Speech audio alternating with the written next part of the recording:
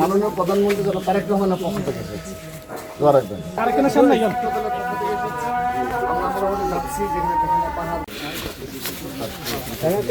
বাংলাদেশ জাতীয়তাবাদী ছাত্র দলের পক্ষ থেকে বন্যা কবলিত এলাকাগুলোতে অসহায় এবং যারা পানিবন্দী রয়েছে এবং যারা সত্যি নিহত হয়েছে, পাহাড় ধসে নিহত হয়েছে, সে সকল পরিবারের নিকট আমরা আমাদের মাননীয় প্রধানমন্ত্রী জনাব তারেক রহমানের পক্ষ থেকে এবং ছাত্র দলের আমাদের নিজস্ব পক্ষ থেকে আমরা উপহার সামগ্রী প্রস্তুত দেওয়ার চেষ্টা করছি।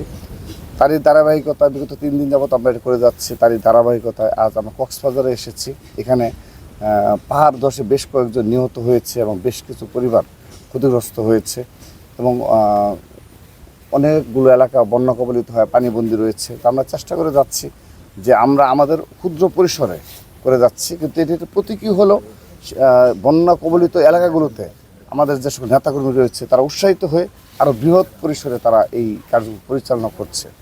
আমরা গত বছরও যখন ভয়াবহ বন্যা ছিল ফেনী সহ অন্যান্য এলাকাগুলোতে, সেখানেও কিন্তু আমরা সেই ধরনের তৎপরতা চালিয়েছি এবং আমরা সাধ্যমতো আমরা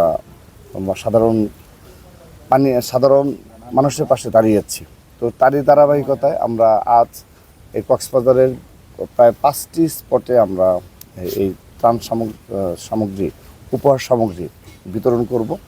তো আমি আমার আজকের এই আয়োজন থেকে আমি ছাত্র দলের সকল পর্যায়ের নেতাকর্মীদের আবারও আমরা অনুরোধ রাখছি যে তারা এই ধরনের মানবিক কাজে উৎসাহিত হবে এবং আমি ধন্যবাদ জানাচ্ছি বিগত 3 দিন যাবত তারা নিরলস কষ্ট করে যাচ্ছে, কিন্তু তার ধারাবাহিকতা শেষ দিন পর্যন্ত অব্যাহত রাখে। কারণ আমরা জেনেছি আরও 5 দিন সম্ভবত একাধারে বৃষ্টি হবে, এটা আমরা জানতে পেরেছি আবহাওয়ার সংবাদে।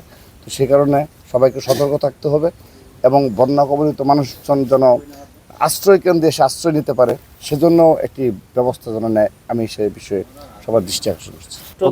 ছাত্রদল আজকে 4 দিন ধরে ছাত্রদল কক্সবাজার জেলায় নিরবিচ্ছিন্নভাবে কাজ করে যাচ্ছে, পানিবন্দী মানুষের কাছে গিয়েছে। এই পর্যন্ত ছাত্রদল 2000 পরিবারের কাছে মোটামুটি ত্রাণ সামগ্রী পৌঁছে দেওয়ার মতো সক্ষম হয়েছে।